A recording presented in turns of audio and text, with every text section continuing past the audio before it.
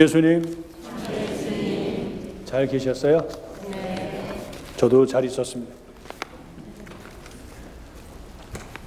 오늘 우리가 복음을 다시 한번 묵상을 하면 오늘 주님께서는 바리사이들의 집에 아주 모처럼 그렇게 방문을 하시고 초대를 받습니다. 그래서 같이 식사를 하시는 가운데 어떻게 됐어요?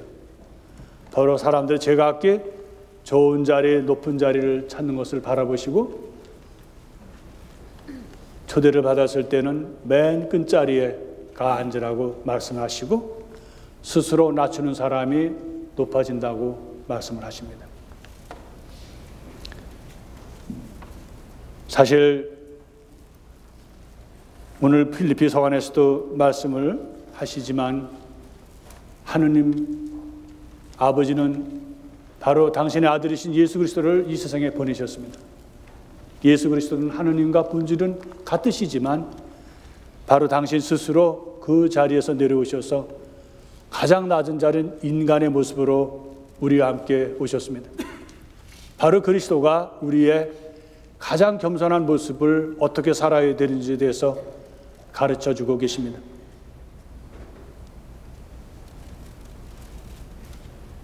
저희 사제들도 하나님께 부르심을 받았다고는 하지만 연약한 인간입니다. 부족합니다. 신자들로부터 대접을 받다 보면 또 대단한 사람으로 잘못하면 착각에 빠지기 쉽습니다.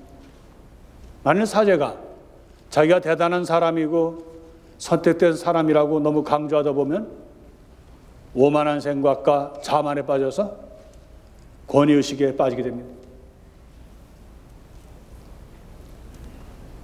다 사제 서품 받았을 때는 땅에 엎드려서 그리스도와 같이 겸손하고 자기를 낮추고 가난한 사제가 되도록 늘 결심하고 기도합니다마는 때로 우리는 그러한 거기에서 잊어버리고 그리스도가 봉사하러 오셨다는 사실을 잊어버리고 봉사 받으려고만 하는 사실을 우리는 뼈저리게 느낄 때가 많습니다. 제가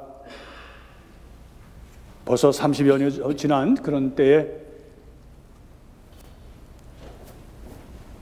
좀 더 성가대하고 가깝게 있게 하기 위해서 이렇게 옆에 삽니다. 성서대학에서는 예루살렘에 저희 신부들을 히브리 대학에 2학기를 그렇게 수업을 받도록 합니다. 가서 이스라엘 역사며 현대 히브리어며 또 그리스어와 그리고 이스라엘 역사의 배경을 배우도록 합니다. 저희들이 그것을 배우고 또 고마웠던 것은 그곳에 한 수도자 신부님이 카이로, 그러니까 이집트와 구약 성서와는 굉장히 깊은 연관이 있기 때문에 저희들에게 기회를 주어서 이집트의 카이로에 가서 한 수도원에 머물면서 그곳을 방문하도록 했습니다. 룩소르하고 아스완 또 카이로의 모든 박물관 그런 데를 다 다니면서 그런데 제가 가서 참 저희들 그룹이 가서 감격을 했던 한 가지 사건이 있습니다. 이제 가방을 들고 멀리 이제 이스라엘에서 거기까지 또 여행을 해서 가서 지쳐 있었어요.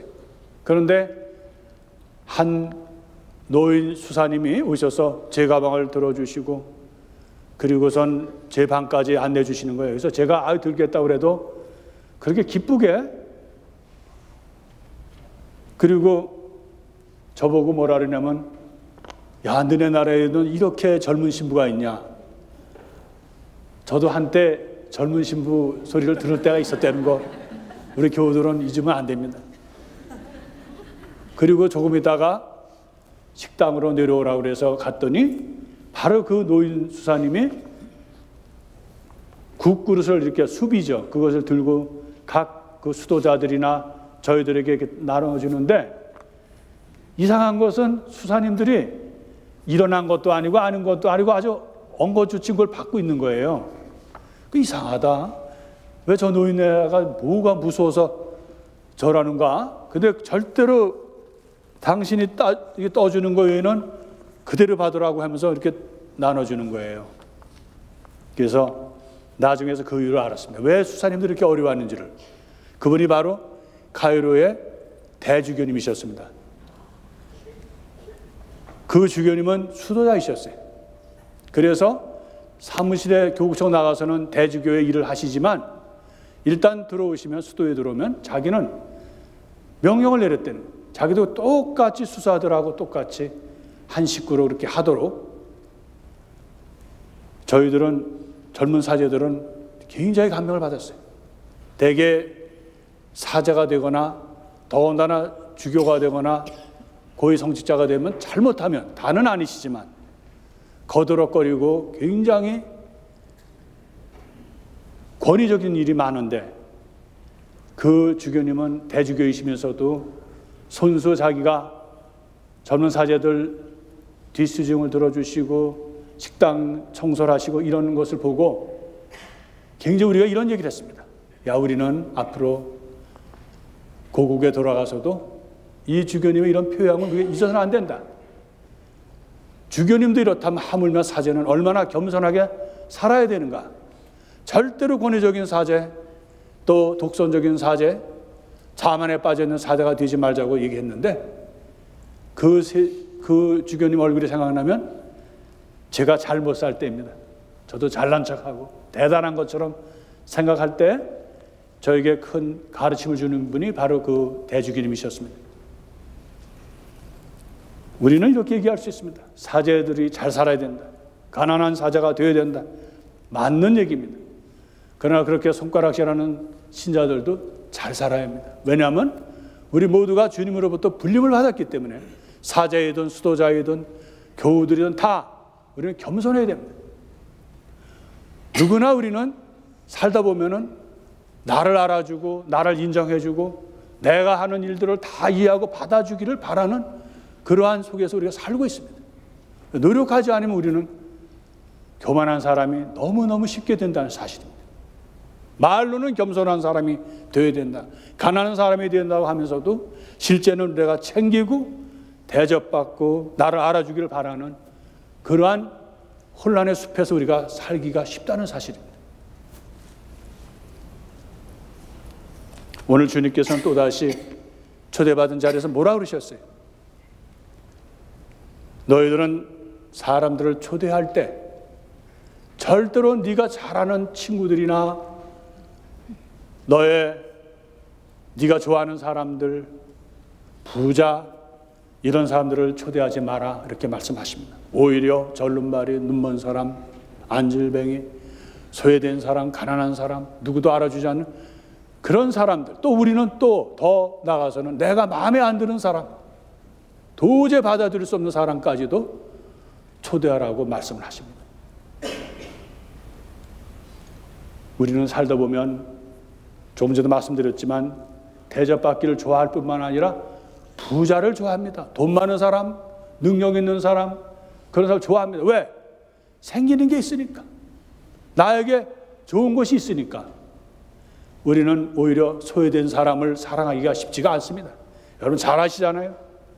나는 건방지고 독선에 차 있는 사람이 되는 것이 쉽습니다. 나는 가난한 사람보다는 돈 있는 사람들, 힘 있는 사람들을 좋아하는 것은 당연히 그렇게 두면 나는 그렇게 된다는 거예요. 내가 노력 없으면, 내가 나 자신이 쇄신되지 않으면 나는 항상 교만하고 오만한 마음으로 살 수밖에 없습니다. 주님은 그래서 우리들을 위해서 당신 스스로 내려오시고 십자가에 돌아가셨습니다.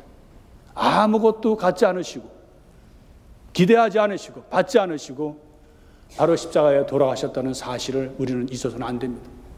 주님이야말로 바로 겸손하시고 모든 이들, 심지어 당신에게 손가락질하는 사람들까지도 사랑하시고 돌아가셨다는 사실을 우리는 잊어서는 안 됩니다.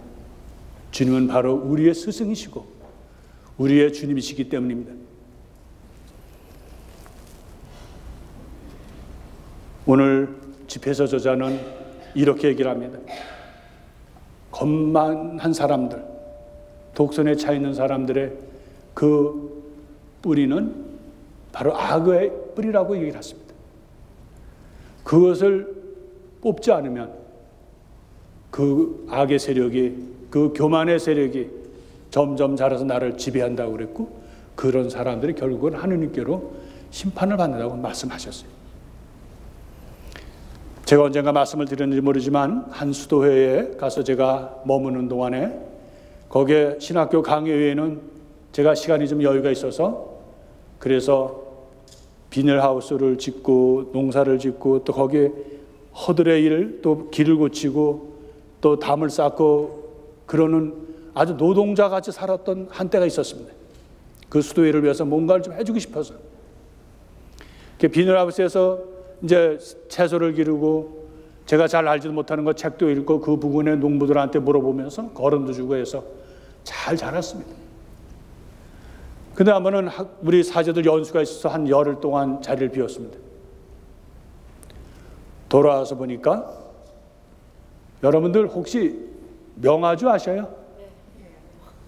우리 강원도 촌 사람들의 얘기로는 더 크게 하셨어야 돼요. 명아주 맛있어요. 맛있어요?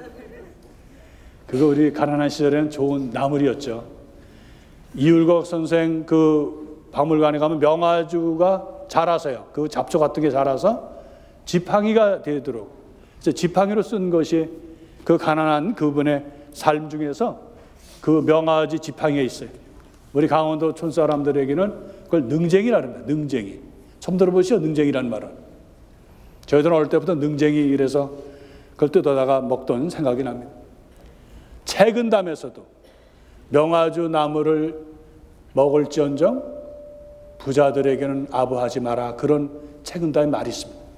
그건 성서뿐만 아니라 바로 진리를 사랑하는 군자들에게는 바로 가난을, 겸손을 항상 강조했던 것입니다.